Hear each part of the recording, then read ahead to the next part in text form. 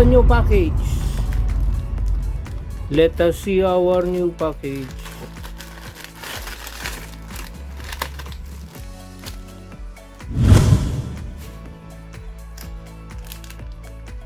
We have logic level converter bidirectional. Okay, this is for converting a logic. Let us see the looks of this. This is logic level converter. Included in the package is the pin header, and here is the logic level converter. Logic level converter bidirectional. So here it is used for converting a logic level, or from 3 volts to 5 volts, or 5 volts to 3 volts. So we can convert the logic, or it is a logic shifter. Can be used between 2 sensor or microcontroller. So this is our first item, logic shifter. We can use that in our project. And then another, we have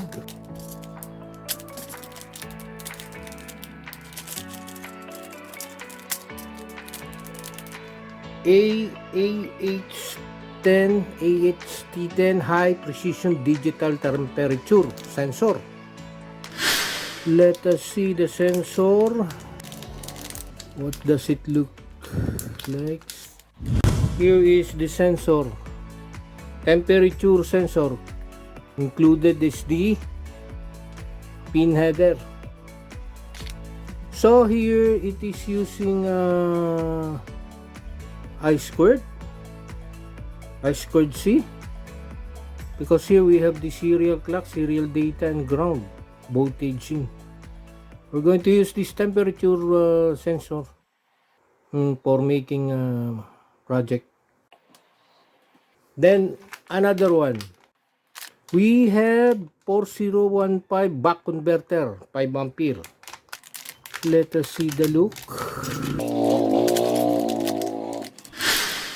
So this is a buck converter. So it means it is stepping down the voltage, the IC, from high voltage into a lower voltage. This is the heatsink to be connected here to eliminate heat from this IC. So we only have in and out pins.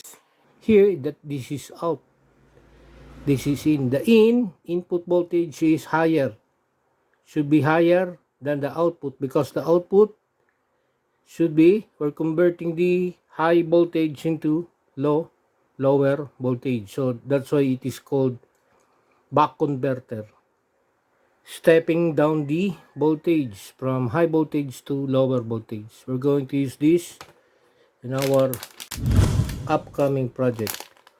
Also, we have GY9960 3.3 or APDS 9960 RGB, infrared gesture sensor motion. So this is one board for as a sensor motion, infrared gesture sensor, RGB color detection. So GY9960 3.3. This is sensor for gesture, motion, color. APDS included in the package is the pin header, and then the IC itself. APDS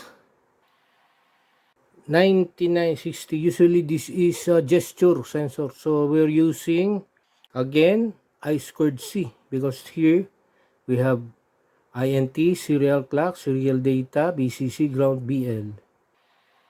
So this is how you use a gesture sensor, motion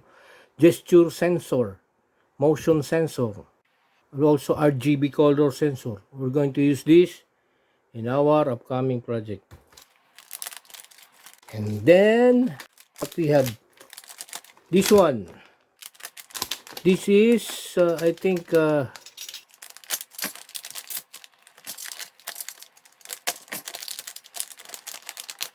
it's a lithium ion battery charging board, 5100.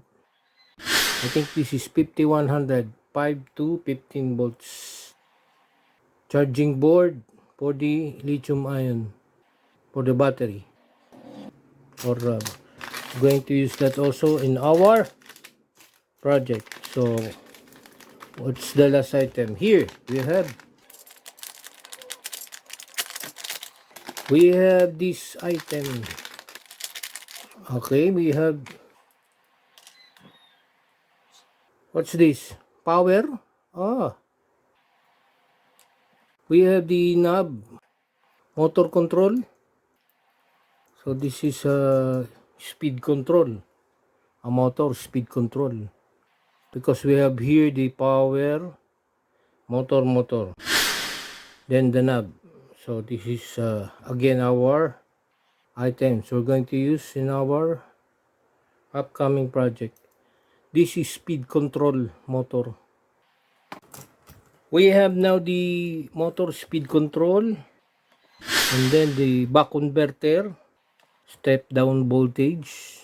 Then we have the sensor for the gesture and motion. Then the bidirectional logic shifter, logic level converter, including the pins. And then we have this temperature sensor, AHT10. And then for the battery, this is charging board for lithium ion battery. That is our package.